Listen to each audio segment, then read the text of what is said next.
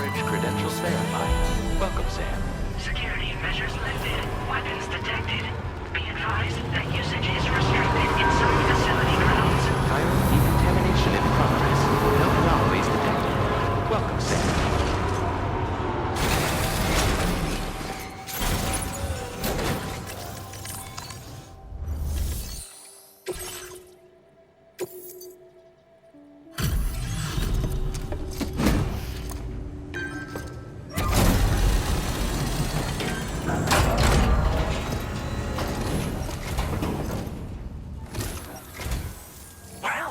Hazardous materials notwithstanding, I see you got here in a timely fashion. At one moment, while I confirm the cargo's condition.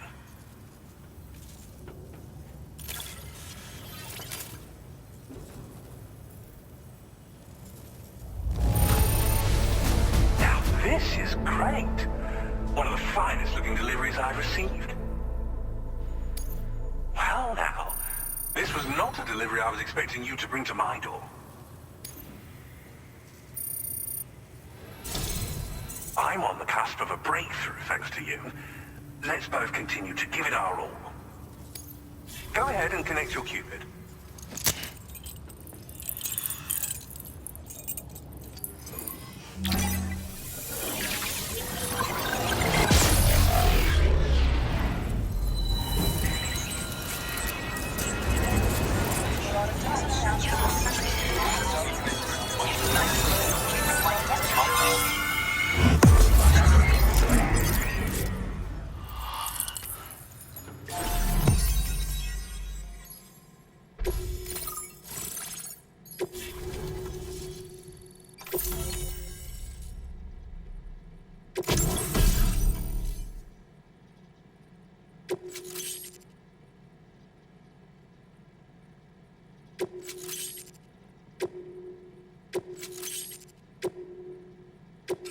Now displaying your current order grade.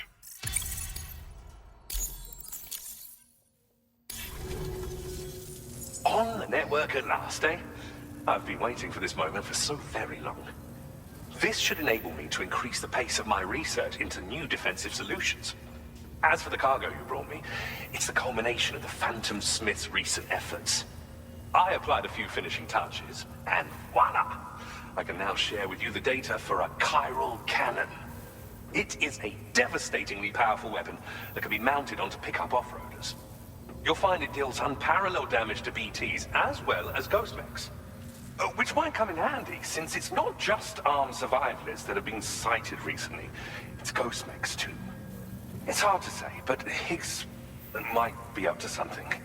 So that's all the more reason to have weapons suited to dealing with his minions. Ideally, this cannon would only be effective against BTs and mechs. Unfortunately, though, such firepower is more than enough to kill any human outright, so please use it wisely. In addition, I'm happy to share some new pickup off-roader tires that will significantly improve its traction. You can swap them in and out as you like when customizing your vehicles. I highly recommend using these if you're planning to tackle a snow-covered mountain.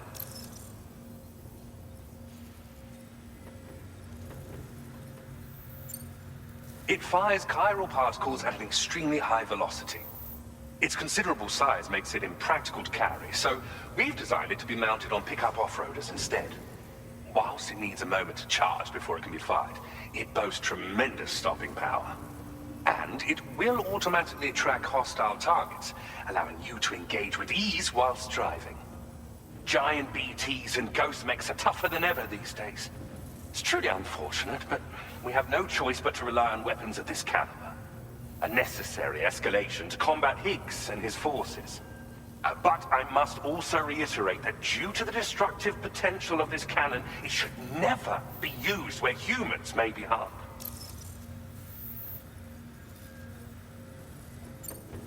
Thank you again for your help. I'll be sure to continue my research into ghost technology in the days ahead. I intend to look into ways of ensuring we have greater freedom of movement with our vehicles, even in dangerous areas. Any assistance you can provide would be greatly appreciated. Oh, before you go, I have a parting gift for you. A gift I was instructed to give you by my mentor. This cargo will allow you to enhance the DHV Magellan's weaponry. Per Tarman's request, I believe.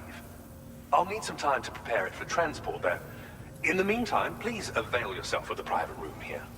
I'll be sure to post the order by the time you wake up. So, go on and have a good nap. Sam, it's me. Our enemies have grown bolder and more aggressive, but I see you were all able to fend them off in the end. Chiral network coverage now stands in excess of 85% across Australia. We are already seeing indications of plate gate formation in the near future as well. Just a bit more, Sam. I know you and your comrades will finish what we've started, and to prepare for what's to come. I encourage you to rest in your private room. Be advised, Sam, that I've switched this call to private mode. We need to talk about Charlie. I reviewed the contract between APAC and Drawbridge and followed the money. By doing so, I was able to confirm that funding for Drawbridge was provided by none other than Bridges. Though they used intermediaries to obfuscate the transactions, Bridget is undoubtedly the source of your patron's funds. In other words, Drawbridge cannot be considered as an independent civilian organization. Should these details come to light, your attempts to integrate Mexico and Australia into the chiral network could be misconstrued as an expansionist effort. When I tasked Drawbridge with these missions, it was under the assumption that it was a non-government operation. But I, APAC, and you yourselves may have all been deceived. I will continue to pursue this investigation for now. Take this time to rest and recover in your private room.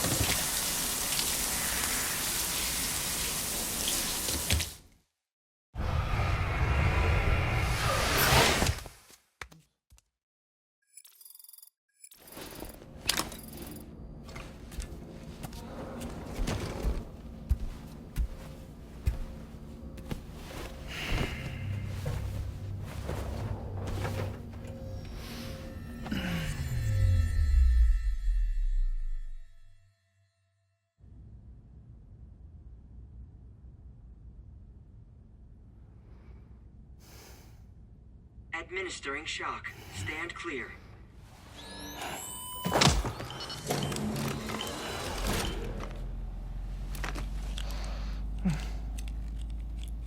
Just like old times. Where are we?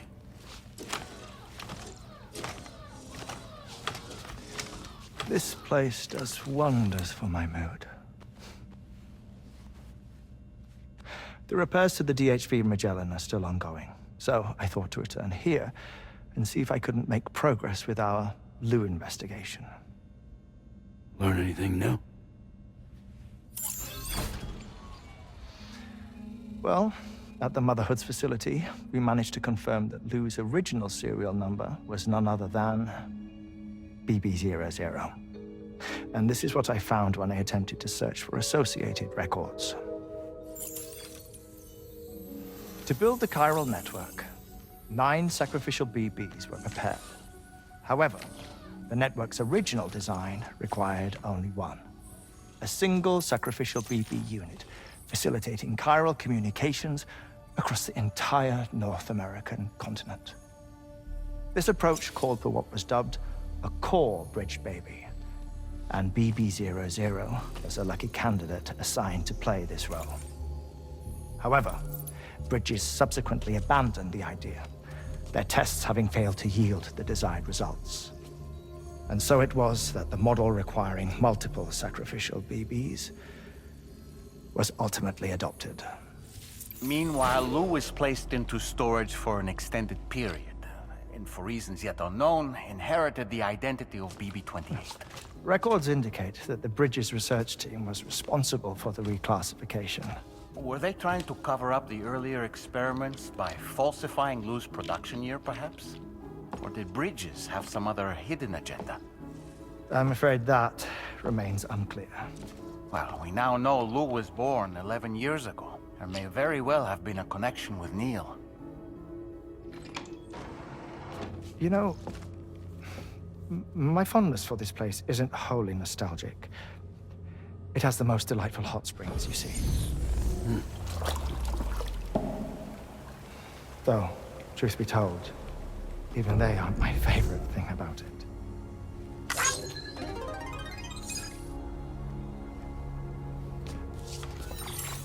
If you can find the time, you should come visit. Give the old bones a soak. Oh, a warm bath does sound good. Perfect treat for a weary traveler. Anyway, I'll see you aboard the Magellan.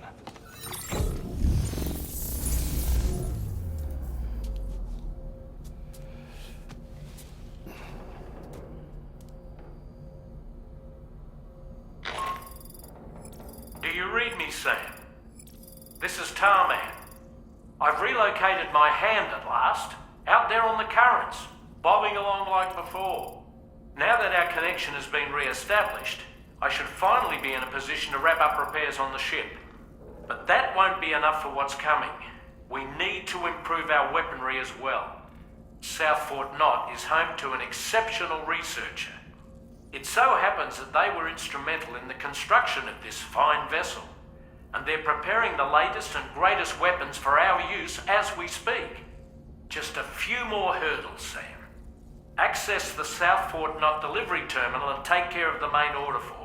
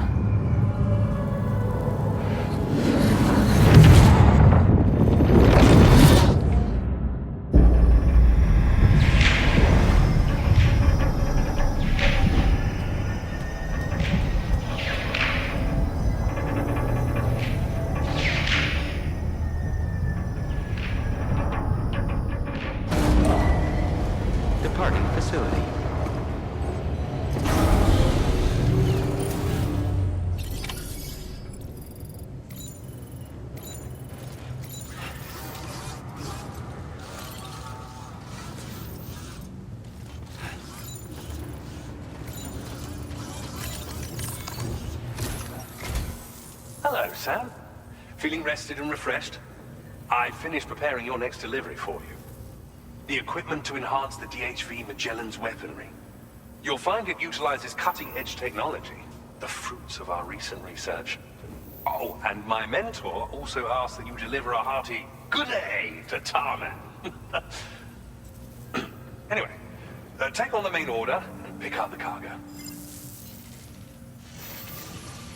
Sam, you'll forgive me for using our private line again. I did a deep dive into the DHV Magellan's provenance.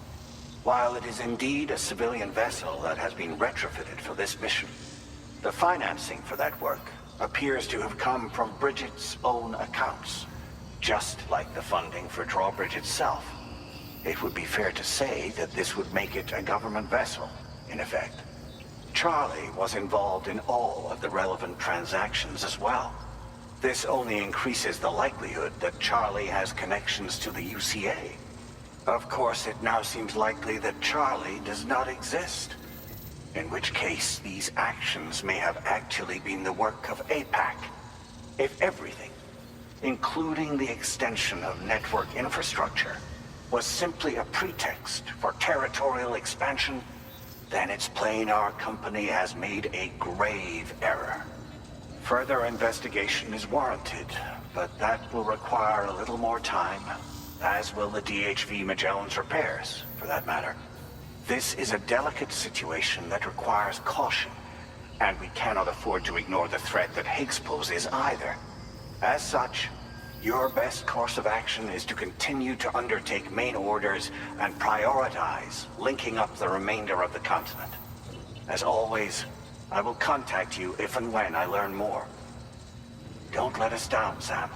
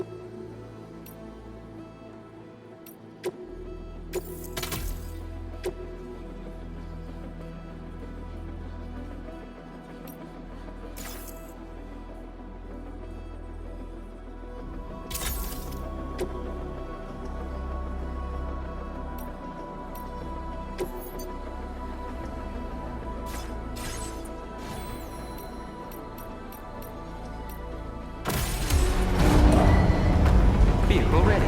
Please drive carefully. Order accepted. Thank you.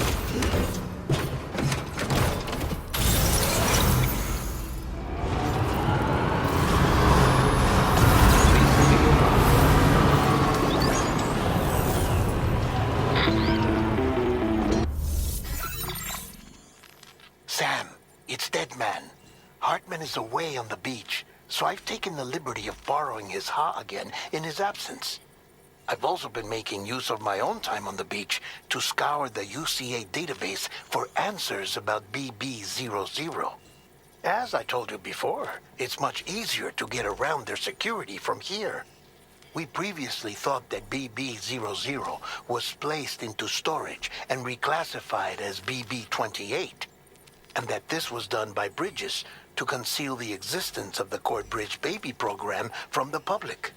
However, It turns out that information was falsified.